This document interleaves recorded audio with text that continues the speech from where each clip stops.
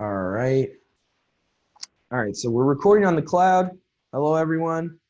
I'm Brother Doug here with my sister Marissa, our sister Sadie, our sister River. Today we're going to be doing a Torah reading of Genesis 41. If you haven't seen any of our Torah readings before, I recommend go to my YouTube channel. We started around Tabernacles of last year in 2019. So if you want to get caught up, I would recommend you do that. If not, at least to get a little bit of context, you might want to go back to our study, at least from yesterday, that we did Genesis 39 and 40. So just to get some context. All right, so Genesis 41, and I'm going to be reading from the Targum of Kalos here. And like I said before, I put a link for this software if you guys want to download it. Completely free. It's called The Word software. You can get it at theword.net. So I'm going to be reading from the Targum on Kalos in English. It says in Genesis 41, and it was at the end of the 2 years that Pharaoh dreamed, and behold, he stood by the river. And behold, there came up from the river 7 oxen, tubely in appearance. I just want to explain, I'm convicted not to use good, because good goes back to guts. It goes back to God. So just want to let you guys know I'll be using the Hebrew tov, which, basically is the correct Hebrew term for what we call in English well or good. So just want to explain that. Tube in appearance and fat fleshed, and they grazed in the meadow. And behold, 7 other oxen came up from the river after them, evil in appearance. So this sounds a lot like the book of Enoch to me. There's a part of the book of Enoch where there's a prophetic vision that compares like animals to people, allegorically. So it's kind of interesting. Evil in appearance and lean fleshed, and they stood beside them by the bank of the river. And the evil looking and lean fleshed oxen ate up the 7 well looking and fat ones, and Pharaoh ate. And he slept and dreamed a second time, and behold, 7 ears rose up from one stalk, large and tube. And behold, 7 ears thin and blighted east sprang up after them, and the 7 wasted ears devoured the 7 large and full ears. And Pharaoh awoke, and behold, a dream, and it was morning. His spirit was troubled, and he sent and called all the magicians of Mitzrayim and all the wise men. And Pharaoh related the dreams to them, but they could not interpret them to Pharaoh. And the chief of the cupbearers spake to Pharaoh, saying, my faults I do remember this day. Pharaoh was displeased with his servants and gave me into custody at the house of the chief executioner and the chief baker with me. And we dreamed a dream in one night, I and he, each man according to the interpretation of his dream. We dreamed, and with thus there was a Hebrew youth, a servant of the chief executioner, and we recounted to him, and he explained to us our dreams. To each man according to his dream he explained, and according as he had explained to us, so it was. Me he restored to my service, and him he hanged. And Pharaoh sent and called Joseph and made him hasten from prison. And he dressed his hair and changed his garments and came unto Pharaoh. And Pharaoh said to Joseph, I have dreamed a dream, and there is no one to interpret it. And I have heard of you saying that you heard a dream and does interpret it. And Joseph answered Pharaoh, saying, not from my wisdom, but from before Yahuwah will there be an answer of peace unto Pharaoh. And Pharaoh spake with Joseph, saying, in my dream, behold, I stood on the bank of the river, and behold, from the river rose up 7 oxen fat fleshed and tubely in appearance, and they grazed in the meadow. Behold, 7 other oxen came up after them, lean and most evil in appearance, so wanting in flesh that there like I have not seen in all the land of Mitzrayim for baldness. And the lean oxen, the evil ones, ate up the 7 first fat oxen, and they entered into their stomachs, but it could not be known that they had entered into their stomachs, for their appearance was bad as before. Okay, hold on. Why it's doing that? I don't know why it's scrolled up like that. Okay, hold on a second. And the lean oxen, evil ones, ate up the first fat oxen, and they entered in their stomachs, but it could not be known that they had entered into their stomachs, for their appearance was as bad as before. And I woke, and I saw in my dream, and behold, 7 ears of grain arose on one stalk, full and tube. I just want to explain why I am reading grain, even though it says corn on my screen. If you look in the Old English language, okay, corn wasn't always what we thought of as corn. If you actually go to the British language and the Old English language, which we used to speak back in the 1700s, by the way, corn would refer to any type of grain, not just a specific vegetable. So I just want to make that clear. So that's a language issue. Unfortunately, today we speak modern English. That's why. So ears of grain arose on one stalk, full and tube, and behold, 7 ears, hard, thin, and blasted, east sprang up after them, and the thin ears devoured the 7 tube ears. And I told it to the magicians, but there was no one who showed it to me. And Joseph answered Pharaoh, the dream of Pharaoh is one, that which Yahuwah is about to do, he has showed to Pharaoh. The 7 tube oxen are 7 years, and the 7 tube ears of grain are 7 years. The dream is one, and the 7 lean and evil oxen which came up after them are 7 years, and 7 ears thin and blasted with east wind are 7 years of famine. This is the word which I have spoken to Pharaoh, what Yahuwah is about to do. He has showed to Pharaoh, behold, there comes 7 years of great plenty in the land of Mitzrayim, and after them will arise 7 years of famine. And all the plenty in the land of Mitzrayim will be forgotten, and the famine will consume the people of the land, and plenty will not be known in the land for that famine which will be afterward, for it will be very mighty. And for as much as the dream was repeated to Pharaoh twice, it is a confirmed thing before Yahuwah, and Yahuwah will quicken to do it. And now let Pharaoh look out a prudent and wise man, appoint him over the land of Mitzrayim. Let Pharaoh do this and appoint officers. And they put in parentheses here, trustworthy men over the land, and let them sow the land of Mitzrayim in the 7 years of plenty, and collect all the produce of those 2 years and that come, and lay up provision under the hand of Pharaoh's officers, and preserve it in the cities. And it will be provision for the people of the land in 7 years of famine that are coming in the land of Mitzrayim, that the people of the land may not be consumed by fire. Oh, my bad, not fire, by the famine. So again, so Yahuwah is telling Pharaoh through Joseph, Yahuwah is warning Pharaoh, you better, gather up twice. Kind of similar to the commandments of the Sabbath, in the wilderness, in Exodus chapter 16, where they had to gather twice as much on the 6th day. So it's kind of the same thing. So it will be provision for the people. So yeah.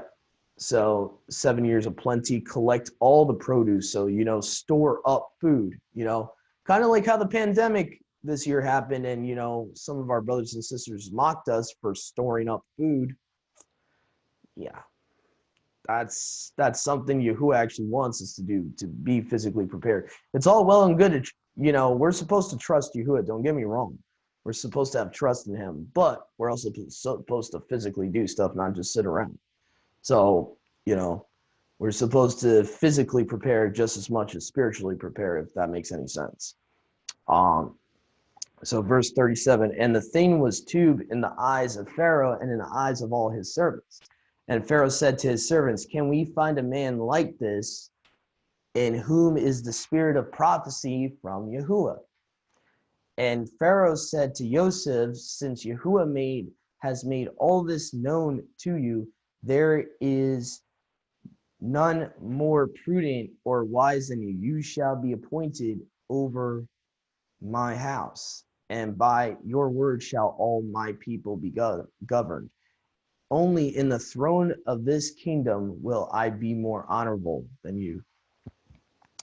So very interesting. Now, wow, okay, I want to stop and speak about this right here. The spirit of prophecy. Does that sound familiar? Can we find a man like this in whom the spirit of prophecy? So that means the spirit of Messiah was in him. Because according to Revelations, Yahusha is the spirit of prophecy, right? Just saying. Who's the spirit of prophecy from Yahuwah? So very interesting.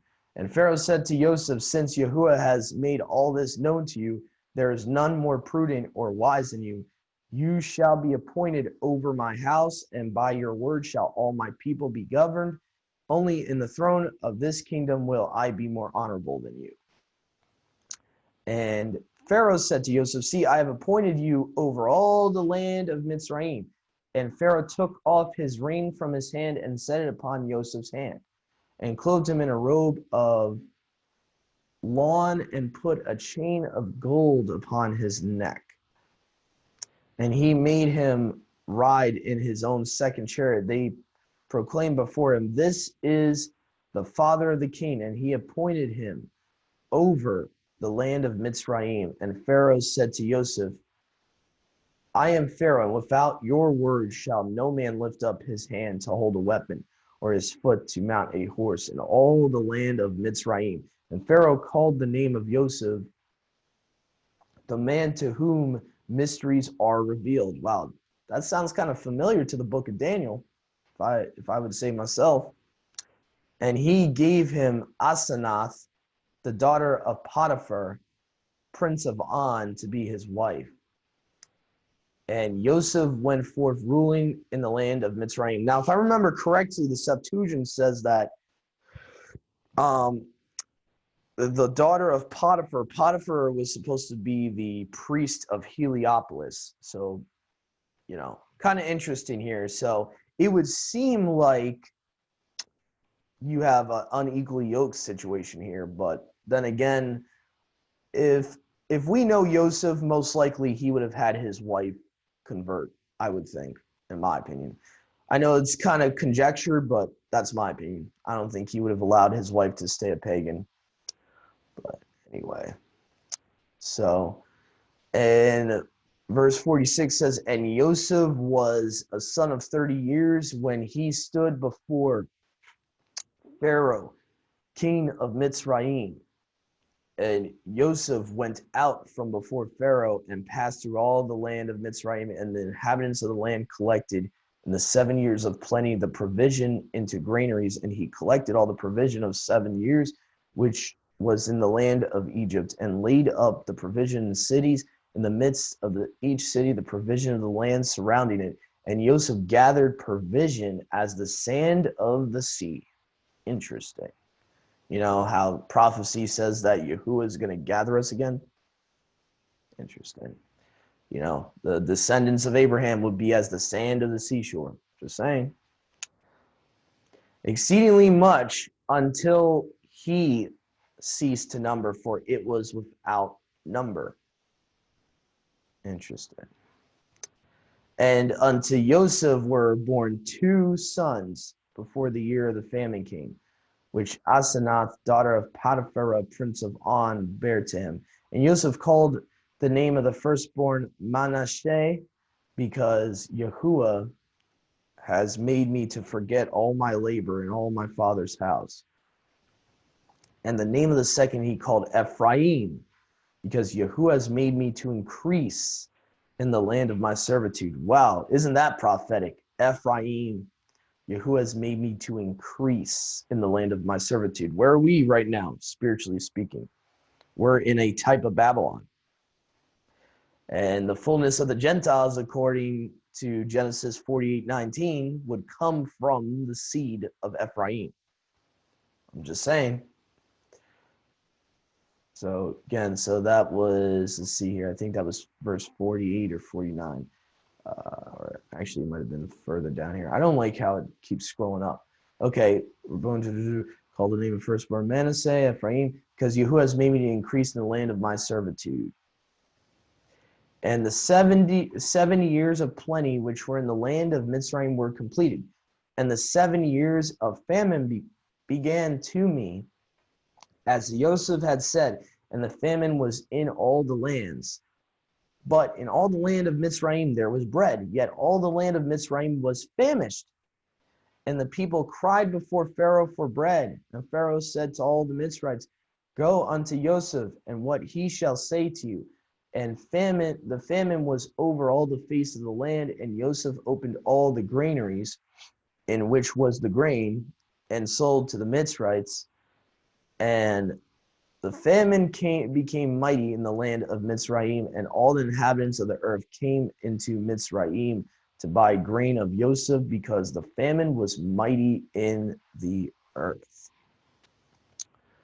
So a lot of connections here. I see a lot of prophetic connections, but also a lot of applicable stuff we can take from this chapter. So I don't know if anyone has anything to add, but I thought it was pretty interesting. All the stuff that's pretty applicable to today, storing away food when you know a famine might be coming, or when you might not be able to get food. The fact that, let's see what else that I remember here. So you also have, and I really don't know how today it's really applicable to go to a president or a king and trust them to give us food, when, our government is so stingy, doesn't even want to give people more than one stimulus check. So, I don't know how applicable that part of it is, that you have to. That's fun. You should say that. I don't know. I think Joseph had a better king that he was serving under in a type of Babylon than we are. Yeah. Hey, but remember you sent a video a couple of days ago about adrenochrome and a guy, I think he's from Australia. He mentioned something that was very interesting regarding this particular passage. And, for people to really understand that the word magician does not mean that they're magicians. That means that they're Satanists. They're actually Satanists. Yes. And the word, the phrase magician is just like a cover to really cover and not expose what they really are. Because people, when they read it and it says, they're sorcerers and magicians, but this guy explained it, and he said that the word magician also actually, because of the context about the adrenochrome that he was talking about regarding Pharaoh and what they did with the children of Israel, how they would do what they did every day with the children, and he said that the word magician actually means Satanist. Well, he said that the magicians, what they would do, what they were Satanists. It's kind of one and the same in a way, because sorcery is of Satan. It's one and the same, and it's not just the adrenochrome thing where they take the blood of the children. That's probably one of the worst things. But if you look in Wicca, that's all connected. It's all one and the same. The magicians actually do that. Like, people in Wicca actually do weird type of sacrifices and all that. So the occultic practices that they were called sorcerers in our Bible, it is a correct term, sorcerer, because they would practice black magic and they would do child sacrifice and stuff like it's all included. That's why Yahuwah says, do not give your children to Molech, because the part of the practices of the inhabitants of the land even were to do that whole adrenochrome stuff. So Jasher, and my sister Marissa is bringing up the Jasher passage that this guy Trey Smith, this Christian guy Trey Smith, was referring to in the book of Jasher, where it talks about not Joseph's Pharaoh, but the Pharaoh after him, the wicked Pharaoh after him, which in my timeline Bible, not timeline Bible, but timeline book that I got from Walmart, it shows like different pictures and stuff chronologically through the history of the scriptures. It pictures the Pharaoh of the Exodus in the same, hunter pose as Nimrod. So I found that kind of funny because that's kind of true. He was a type of Nimrod. And that, going to that guy Trey Smith's point, it was around that time, not what we're reading right now, but it was between now and the Exodus that was happening. Like what I just read right now is before that part of Jasher. That part of Jasher is like the in-between period before Joseph and the Exodus. So that part of Jasher is around the time where a new Pharaoh rose, a Pharaoh who was hetero than the Pharaoh of Joseph, meaning different, could be different genetically, different ethnically. So, he was definitely a very different Pharaoh. And yeah, magicians, part of their customs probably was drinking blood. Why is Yahuwah telling us not to drink blood? Why is Yahuwah all over the Torah? He constantly says, do not eat the blood in the animal, pour the blood out. So, it's constantly reiterated. And actually, it goes way before the Egyptians. If you really want to get to the core of it, it goes back to the pre-flood days where the giants taught that to mankind, drinking the blood. So you can find that in the book of Enoch for those that are interested. So Jasher just gives a second witness to that probably the thing that the fallen angels taught mankind, all those. And the fallen angels did not just teach the adrenochrome stuff, like the drinking of blood of babies. They also taught, not to go on a tangent, but they taught abortion. Okay, so anyone that's pro-abortion out there, I just want to let you know that is a practice of the fallen angels. Just want to let you know that was taught to man by the fallen angels, striking the embryo. It says in the book of Enoch. So all that stuff is combined, is what I'm trying to say. So whether you call someone a Satanist or call someone a sorcerer, it's really the same thing. Because if you look at the modern day definition of what people want to call a Satanist, really it just means you worship yourself, which the whole world does. So, according to Anton LaVey in his church of Satan, Satanism, they define Satanism not as worshiping the devil, but as worshiping your own lustful desires. Like they teach basically there's no sin. That's what they teach in Satanism. There's no sin. The Garden of Eden was a trap. A lot of Gnostic nonsense. So that's what Satanism really is. And Satanism is tied to sorcery, not just to child sacrifice, not just to drinking the blood of children, but it's included in the rest of sorcery, like mediums and all that. So I would have to watch that guy's video again, but if he's saying that it's specifically only talking about people that would sacrifice children, I would disagree with him, because Yahuwah makes it clear that all these practices were kind of linked together, you could say, in his Torah. He links them all together as sorcery. So no, I believe he did mention, because he was actually quoting from the book of Jasher, okay. And he was saying about how the Pharaoh that came after Joseph was wicked and did all this stuff, but he didn't mention anything about the pharaohs prior to Joseph. Yeah. About drinking the blood or anything. He just mentioned the Pharaoh after Joseph. So maybe, I don't know.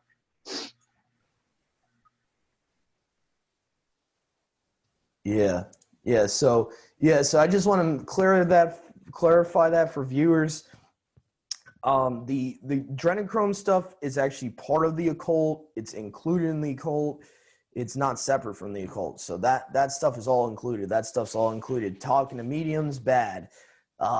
Using any type of witchcraft, bad. All that stuff Yahuwah lumps as sorcery. Like he lumps as, and actually to sacrifice children, he considers that idolatry, because you're giving a child to Molech, you're giving a child to another deity.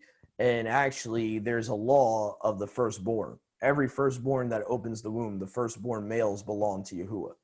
Now, he doesn't ask us to sacrifice children because he's not evil and wicked and doesn't want the blood of little children. But at the same time, the little children belong to him spiritually. So when the Israelites went away from Yahuwah and they would sacrifice the children and slaughter them and burn them through the fire to Molech, spiritually they're also committing idolatry, not just committing murder. They're actually committing both at the same time. Because Yahuwah considers that you're giving your seed, your children, to another mighty one, spiritually speaking. So I just wanted to explain that. But yeah, we can continue here. I was kind of surprised how quick we got through this chapter, to be honest. Especially how long it is. I did not think we were going to go through it. So I think we'll read one more chapter and we'll end for today, just because we kind of went on a minor rabbit trail, but it was probably necessary to explain that. The whole adrenochrome, people need to know about that, and the drinking of children's blood and all that, how that probably started in the Pharaoh's time of the Pharaoh of the Exodus, and it's continued on. Like Solomon says, there's nothing new under the sun. So all these wicked occultic practices are still practiced today. There's women on Facebook that call themselves good witches, which is an oxymoron. You can't be a good witch. I'm sorry. There's no such thing as a good witch. So, I mean, I understand people are deceived, but at the same time, like, you know, that's an oxymoron. It makes no logical sense. According to Yahuwah, if you really want to know what a good witch is to Yahuwah, it's a dead witch. Okay, so just saying. So Genesis 42 verse 1 says, Jacob saw that grain was sold in Mitzrayim, and Jacob, or Yaakov, said to his sons, why you look on each other? And he said, behold, I have heard that grain is sold in Mitzrayim. Go down there and buy us from there, and we shall live and not die. So now the famine's reaching to the land of Canaan, basically. And the 10 brothers of Joseph went down to buy grain from Mitzrayim, but Benjamin, the brother of Joseph, Jacob sent not with his brothers, for he said, lest death should befall him. And the sons of Yashar'al came to buy grain among them who came, for the famine was in the land of Canaan. And Joseph, who was ruler over the land, was he who sold the grain to all the people of the earth. And the brothers of Joseph came and bowed before him with their faces upon the ground. And Joseph saw his brothers and knew them and considered what he should say to them. And he spake with them severely and said to them, where do you come? And they said, from the land of Canaan to buy grain. And Joseph knew his brothers, but they did not know him. And Joseph remembered the dreams which he had dreamed of them. And he said to them, you are spies. To see the ruin of the land are you come? So he's basically saying to them, you guys are spies. You're trying to spy out the land. And they said, no, my master. Now, notice how it says, okay, Ribuni. That is Aramaic for rabbi. Just want to let you guys know that. That's what rabbi means. That's why Yahusha says, do not call a mortal man your rabbi. Because you're calling a mortal man your master, or to make someone lord over you. You know, in the Greek, it would actually be pastor, which is kind of interesting. A lot of people like to use the word pastor, but it's actually very bad to have a pastor. So, as pastor actually means master, someone that you get doctrine from, someone that is your, you know, you're spiritually yoking yourself under. So just something, just a little nugget there. And after I read this chapter, I'll give you guys the Greek word for it. But and actually, wherever it says in the King James in the book of Jeremiah, pastor, The Septuagint has shepherd. Just want to let you know there's a difference between pastor and shepherd. Just want to put that out there. Your servants are come to buy grain. We are all the sons of one man, right are we? Your servants are not spies. But he said to them, no, but you are come to see the ruin of the land. And they said, your servants are 12 brothers, the sons of one man in the land of Canaan. And behold, the youngest is with our father today, and one is not. And Joseph said to them, that is what I have told you, saying you are spies. By this you shall be proved by the life of Pharaoh. You shall not go here until your youngest brother be come here. Send one of you and bring your brother. But you shall be bound, and your word shall be proved, whether you have spoken the truth, if not by the life of Pharaoh. You are spies. And put them in the house of custody 3 days. And Joseph said to them the third day, this do and live, for I fear before Yahuwah. Now that is interesting. Wow, so put them in the house of custody 3 days. Interesting, 3 days. In the grave for 3 days. I'm just saying. Every time I reread the Old Testament, you can see little hints everywhere about Yahusha. It's very interesting. So he put them in the house of custody 3 days, and Joseph said to them the third day, this do and live, for I fear before Yahuwah. If you be true, let one of your brothers, and why do people gotta message me at the wrong times? Sorry about that, guys. I'll fix that.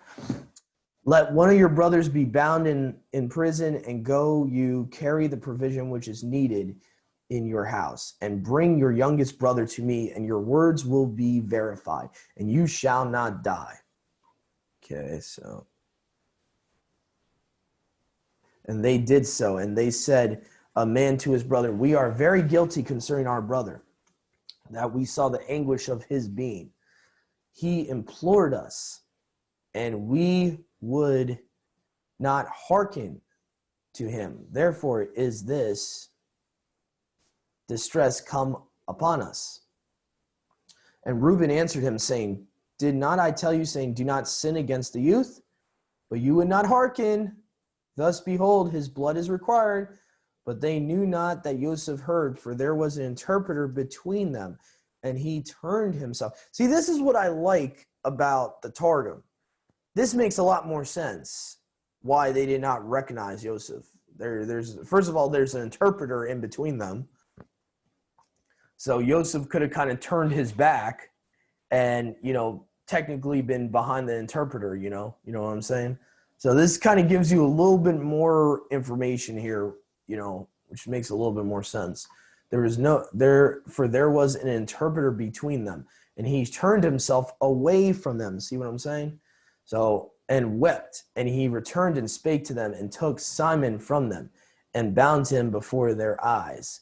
And Joseph commanded to fill their vessels with grain, and return their money, that each man in his sack give them food in the way, and he did so by them. And they laid their grain upon their donkeys and went there. And one opened his sack to give provender to his donkey at the house of lodging, and saw his money, and behold, it was the mouth of his package. And he said to his brothers, my money is returned, and behold, it is in my package. And the knowledge of their hearts failed, and they were each of them confounded, saying, what is this which Yahuwah has done to us? And they came to Yaakov their father in the land of Canaan, and showed him all that had happened to them, saying, the master of the country, spoke hardly with us, and dealt with us as spies of the land. And we told him, we are true men, not spies. We are 12 brothers, son of one father. One is not, and the youngest to this day. Yeah, go ahead, sis. I'm gonna Yeah. Okay. So now I wanted to catch you, but you kept on reading, and I thought, okay, before we get too far, because it's good to, you know, put some input as you were reading that certain part where Joseph turned his back. But I want to take a little bit, rewind that a little bit, and say that there is nothing that we can do that we're not going to get paid back for. There's no sin that we're not going to see come back and slap us in the face that we have done. Maybe we have Yahuwah as our Kanan to help us get through it, which Kanan is grace, to get through that situation. But rest assured that when you do something evil, there's a consequence and there's a payback, or there's a how do you say, a reminder of what you did. And I believe that this is something when Joseph heard his brothers say, I told you guys. Okay, so Joseph sees the heart. Joseph knows, Yahusef knows now his brothers have never been at peace since they did this to his brother. Every time I think something wrong would come up, we get to witness this because of Joseph. But can you imagine how they live their life?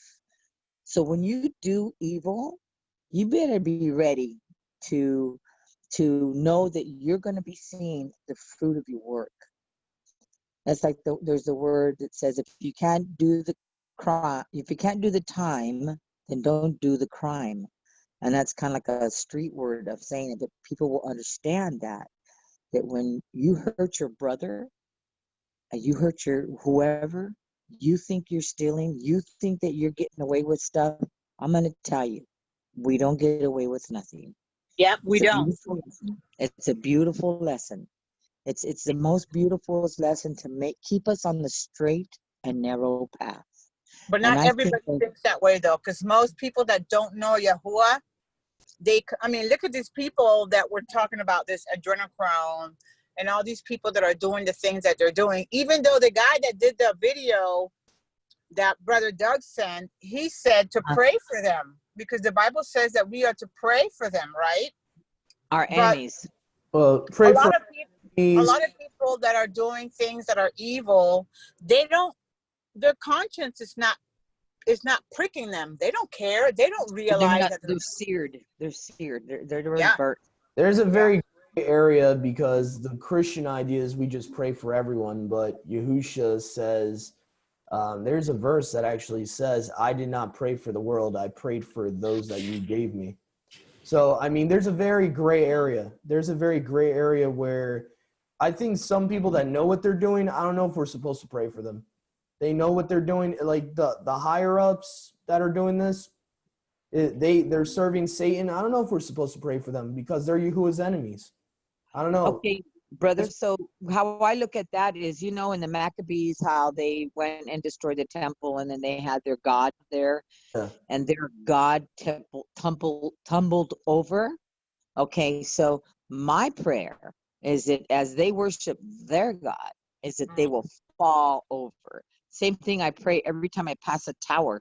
Abba Yahuwah, you make that tower crumble. You make that tower bow down to you. You bring it to naught, Father. Bring it to naught. That's what I say, because it is a Moloch in a certain sense. So, I do, we got to get that, like Crystal Lewis sings, Come As You Are. And that's a nice song, but it's like the altar call. When people come down for an altar call, not almost at 50% is an altar call. That's all it is. It's not a transformation. It's not a change, because they say that all you got to do is repent, ask God, ask him to forgive you your sins, and you are forgiven, and you are now eternally his. Not so, because we even can lose our salvation if the way we walk is unpleasing to the Father. He knows the wickedness of man's heart. And that doesn't mean because we do a salvation call that we're saved. We're not. We're far from it, honey. You got to walk it.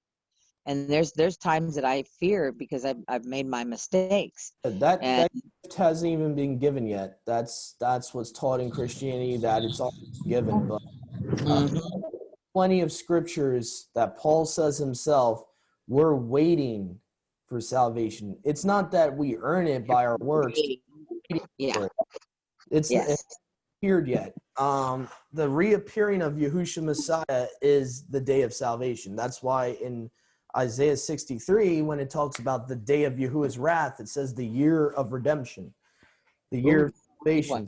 So we're not even at the year of salvation yet. So this whole idea that it's already been given, there's no verse in the New Testament that says we've already, that gift was given as soon as he died on the stake or on the cross.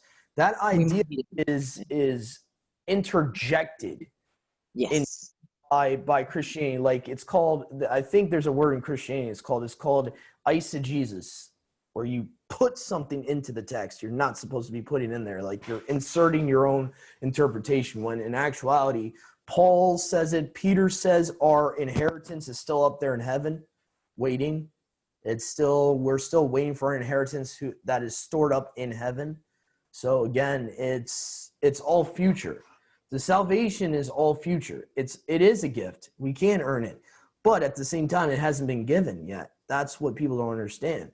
That it hasn't been given yet. And part of our walk is obeying him out of love. And if we don't love him, there's tons of scriptures that you can find in the Old Testament, what happens to those that don't love him. So there's tons of scripture about that. How about working out our salvation? Aren't we on a path of working out our salvation? I thought there was a scripture. Is that Christianity again? I'm not sure. We But work out salvation, but it doesn't mean that we earn it. See, a lot of people like to take that verse and say, well, salvation is of works because we work it out. No. We're doing the same thing that Christians would do then, if we're going to use that verse to support a works-based salvation, because then we're putting our own we're taking one verse out of scripture, putting our content into the text, when it's just talking about working it out with fear and trembling. You should fear and tremble. Your salvation hasn't been given yet. It hasn't been given. And on that day of judgment, there's going to be a book of works opened up, that we're going to be, everything that we do from now on until his return, until the day he gives that gift of salvation, which will be given when he returns. Even according to Paul, it says those are waiting for him. Second time he will appear to give salvation to those that are waiting for him. So Paul tells you it is a gift. It just hasn't been given yet. We're waiting for it. And so the whole complacency stuff is bad, because it really gets people thinking, I'm already saved, I can keep on sinning. But scripture says if we keep on sinning after we have knowledge of the truth, that's willful sin. And in my opinion, we're even in danger of quenching the spirit, or what's known as the unforgivable sin, blaspheming the set apart spirit. So, like I said, just because it's a gift and you can't earn it doesn't mean you just sit back there and don't keep his commandments, because then you're not loving him. Then you're showing you don't have a true belief. Works are supposed to be included with our belief, but our works of the law don't earn us salvation. So I want to make that clear. Yeah. Okay, so Doug, I want to go back to the teaching, that's scripture. Okay, so I know that you and I had a little bit of disagreement about this particular passage, where it talks about how Joseph's brothers, he recognized his brothers, but his brothers didn't recognize him. And what I gleaned from that is that he looked like an Egyptian. He probably looked just like Pharaoh and them. Not only that, I mean, he was a second hand to Pharaoh. So mind you, he's the second hand to Pharaoh at the time. So he's looking just like the second hand of Pharaoh, which is, he's got all the regala, maybe he's got the headpiece on his head. He's got his eyes covered in the mascara, whatever you want to call it. He's dressed like an Egyptian. I know that you disagreed with me on that, but now that I'm hearing it again, it says his brothers didn't recognize him The only problem because he didn't look like an like an Egyptian. He didn't look like a child. I mean, he did not look like a child of Israel, like an Israelite. I agree because, that he was in gear and stuff like that. I agree with you 100% that he would have been in Egyptian clothing and stuff like that, but not right. That's where I disagree. Yahuwah would not allow that to happen. And if I mean, he I believe that yes, that he kept all that he knew. I mean, he was 17 years old when they took him, so Yeah. he knew the Torah. He followed the commandments. I mean, granted, he's put in the position that he's in because he was faithful to Yahuwah. I'm Mhm. not saying that he steered from his belief. All I'm- I'm saying is that because Mhm. I don't know if that's the actual thing that it's supposed to be read, but it says that his brothers did not recognize him physically because Yeah. he didn't look like one of them. Well, he also, Okay, and here's a thought too, Mijo. Tell me if we're not right, Dave. Isn't there somewhere where they said when he called him from the prison, they Yeah. cleaned him up? Yeah, they cleaned him up. They put different garments on him. A ring was put on his finger. That's why I'm saying I agree with the clothing. I agree 100% with what Mr. Marissa just said. Now the mascara, no. If a righteous Hebrew will not do that. And I'll give you one reason. Because this is prior law of Moses. They know not to put mascara on. Guys, right? Because This is the law. all you have, no, not even, sis, go to the book of Enoch. What did the watchers do? Taught them. They taught them how to do makeup and everything. Yeah, they did. They did. They This- did do that. This is my reasoning, and maybe I could be wrong. If I combine Enoch with the text we're being given, yes, he looks like an Egyptian, but he would have still been righteous and not wearing mascara and makeup and all that. He would have kept himself from that.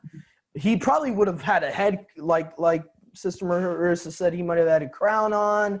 You know, it even says in the chapter earlier, it says he had a ring. Pharaoh put a ring on him. And he probably clothed him in gold and stuff like that. So, and there's an interpreter in between, like I just said. In the Targum, it says there was an interpreter between them. So if Joseph is turning around and the interpreter's in between them, like, you know, it's going to be kind of hard. Maybe he can't see Yeah. it. Yeah. Yeah. Okay. Then he's not Moment they showing his face to them. see his Because face. we would recognize our brothers and sisters. I don't care. I recognize people years. He could have gotten darker. Who knows? You know, he Yeah. could have gotten darker moving out there. You know, there's more sunlight. He could have gotten, you know, a little bit darker. Like, you know, so. But anyway, so for whatever reason, they couldn't physically recognize him. Also, let us not take out of the perspective, there is a correlation with this in the New Testament where Yahusha did not have any new clothing or anything. When he resurrected, he kept his disciples from recognizing him. So let's not like put Yahuwah in a box here that he can't somehow make them not recognize Yosef, like make Yosef not look like himself. You know, like actually. It's the Ben-Hur movie. It's the Ben-Hur movie. Yeah, Hollywood does it, so I think maybe that's our thought. You know what I mean? There's a New Testament verse that says Yahusha made it so that they didn't recognize him. So meaning that, and he had no different clothing. He had nothing on to disguise himself. He transformed himself into, I guess, another likeness of another human that I guess they didn't know. You know, so who's to say that Yahuwah couldn't do that with Yosef? We shouldn't try to limit Yahuwah. So, you know, he could easily do that with Yosef, where they don't see Yosef. They see another person. They see someone that looks different, you know, and stuff like that. Because, you know, we shouldn't – all I'm trying to say is don't put Yahuwah in a box. It's a very bad idea to put him in a box because he can do a lot of things that we can't even fathom. So let's not try to – I mean, it's very possible that it could be the clothing of the Egyptians, or it could be that Yahuwah transformed his appearance. You know, I mean, it could go either way, really. I mean, either way, they didn't recognize him. But yeah, so yeah, and he definitely was wearing some Egyptian stuff. as we saw earlier in the chapter. Pharaoh gave him, so that's pretty obvious. Well, he didn't have no clothes. So how could he wear Hebrew clothes if he didn't have any but what he wore in the pit? Also, the rings back then, they're for like authority. Like a ring, like that type of signet ring. It's not a marriage ring. I want to make this clear. This is a signet ring. This is like a kingship type of seal ring. So that's, and the whole context of him giving that ring, and it was to make him second in command, kind of like how Belshazzar was trying to do with Daniel. And Daniel was like, I want no part of it, dude. Give that to someone else. Hey, how about the fact too that we are sealed? Everyone knows who we are. You know what I mean? So are we sealed with something we don't know? I mean, supernaturally that we can't see, that Abba has us. Yeah, he knows, you know. So that's kind of another natural. Yeah, no, I wasn't trying to put. Yeah. I wasn't putting Yahushua in a box at all. No, I'm just trying to read through the lines of what the passage says, and that's why I said, is this exactly what is actually said, maybe in the Septuagint, about the fact that his brothers didn't recognize him? I mean, I don't know that. I'm just reading what I read, and it just says his brothers didn't recognize him. So I'm just assuming that there's a difference in his look, that they were not able to recognize him. That's all I'm saying. Did he put his head down? Did he? He turned away. He just turned away. But at when he first saw them, is that what he did? He turned away. Well, it says that when they came up, and the Targum says there was an interpreter in between them. So it could also be the interpreter could have been physically standing in front of him, trying to interpret what he's saying versus what they're saying, because according to Jasher, Yosef had to learn the Egyptian language, 70 other languages, so to know languages. I hear you, Marissa. Second, mute yourself.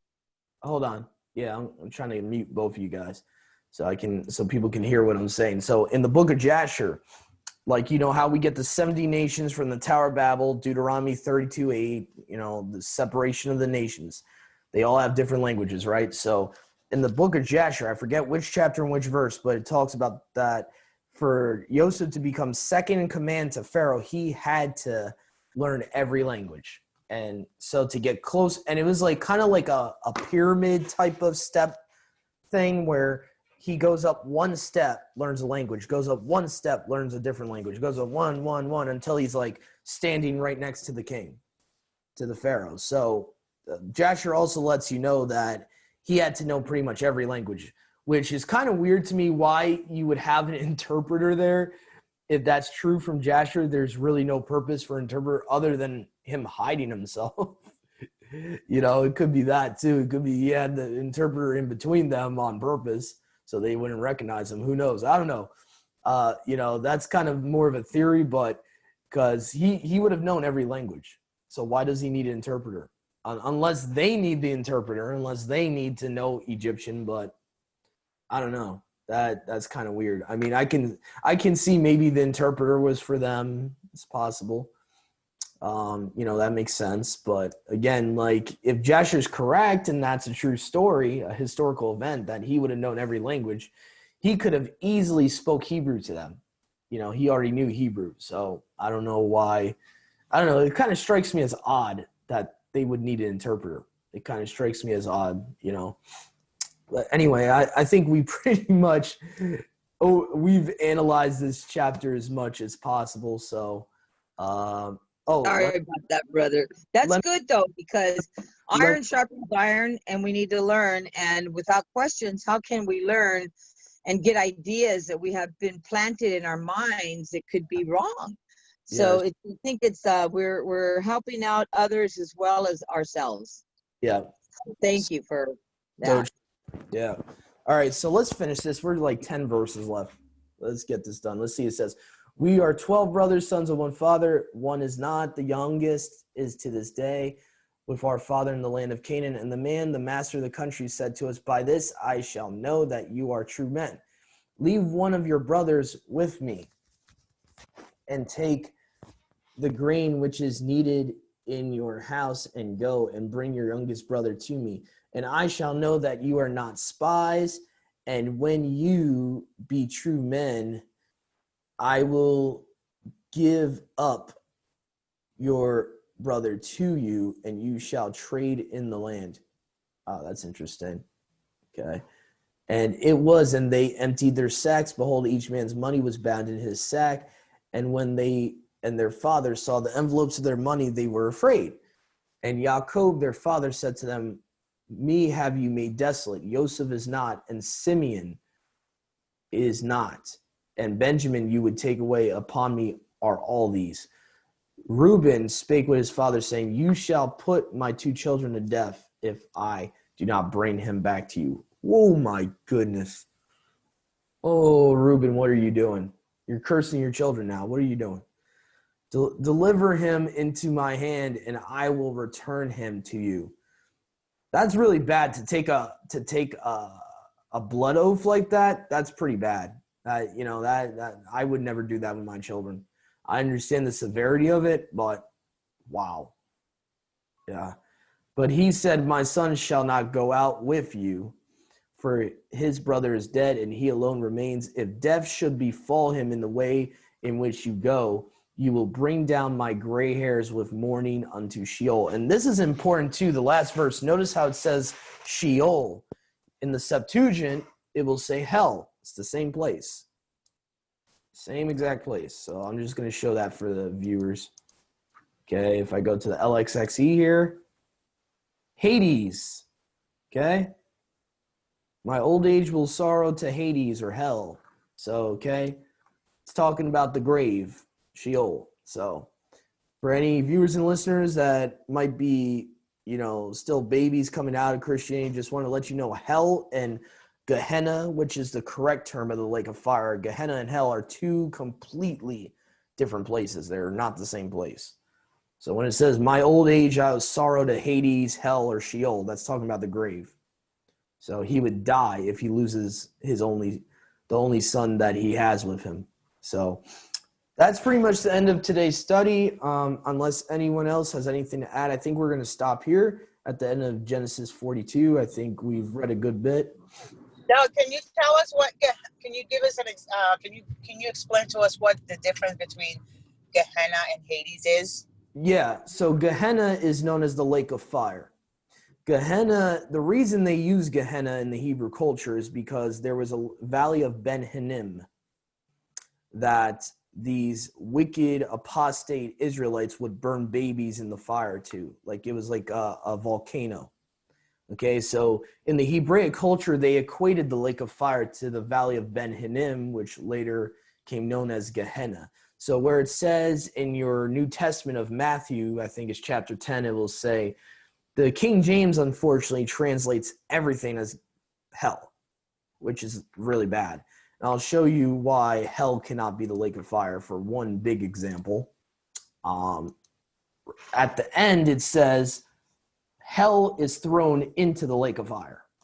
Okay? So. Good one. So you can't have both of them be in the lake of fire. So one of them is not the lake of fire. So in the King James, no less, it says that.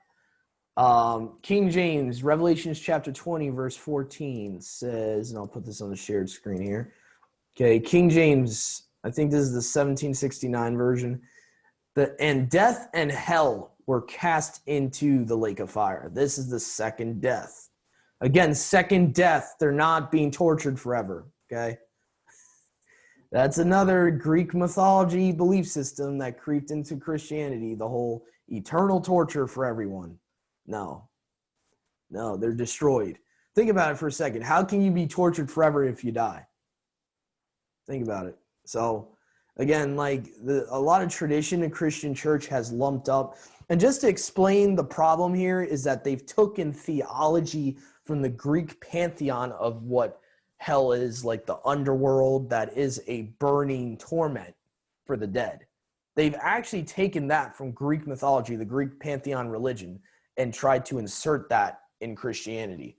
So Christianity, unfortunately, is like a hybrid of a lot of pagan, the belief. That's pretty what it is. That's what Mute her. Yeah. that's what it is. Christianity is a blend of paganism and the messianic faith. That's what it is.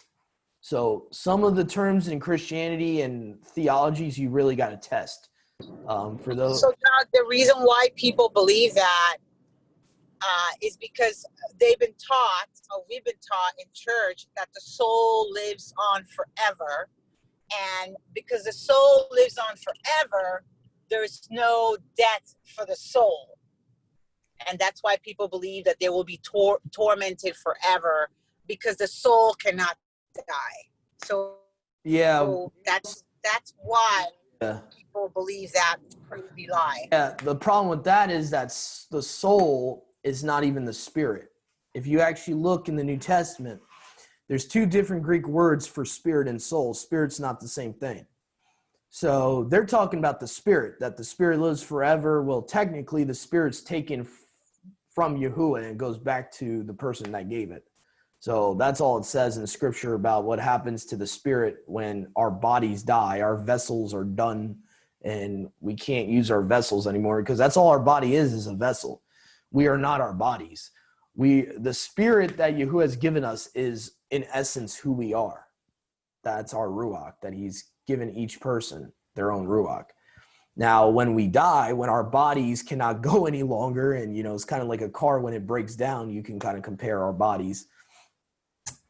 We go down to the grave, Sheol, Hades, hell, whatever you want to call it, and Yahuwah takes the spirit, according to King Solomon in the book of Ecclesiastes. I mean, you can find tons of Tanakh scriptures that tell you what happens when you die. The dead know nothing, King Solomon says. They just die. They're dead. They don't know nothing. Yahuwah takes the spirit, and he'll probably, what's going to happen in the resurrection is those in dead in Messiah, they'll be brought back to life. Yahuwah will put their spirits back in their bodies when the resurrection comes, and then those that are dead in Messiah will have resurrected bodies with their spirits they originally had. But just to make a differentiation, soul is not a spirit. Soul is actually like your being. Like in essence, it's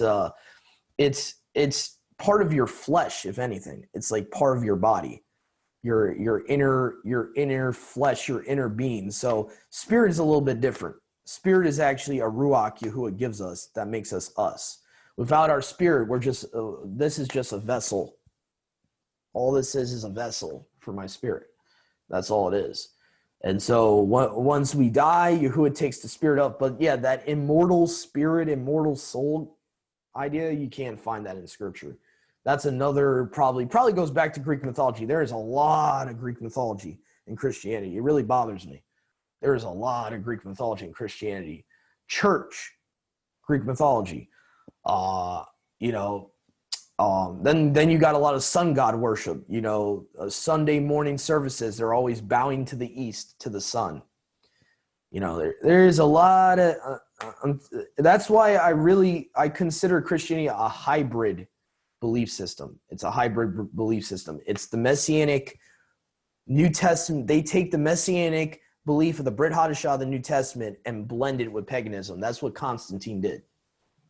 And that's really what he did to make the religion of his state. I don't want to go on too much of a tangent, but that's just a crash course of what Christianity is. It's a hybrid religion.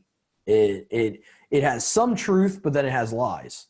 And Yahuwah says, you are supposed to differentiate between the unclean and the clean. You're not supposed to mix them. So anyway, but thank you for joining us today. Have a great rest of your day.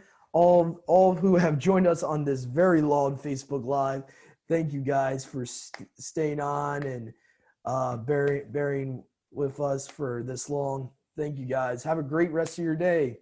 Shalom. Shalom, shalom. Shalom. Shalom. All right.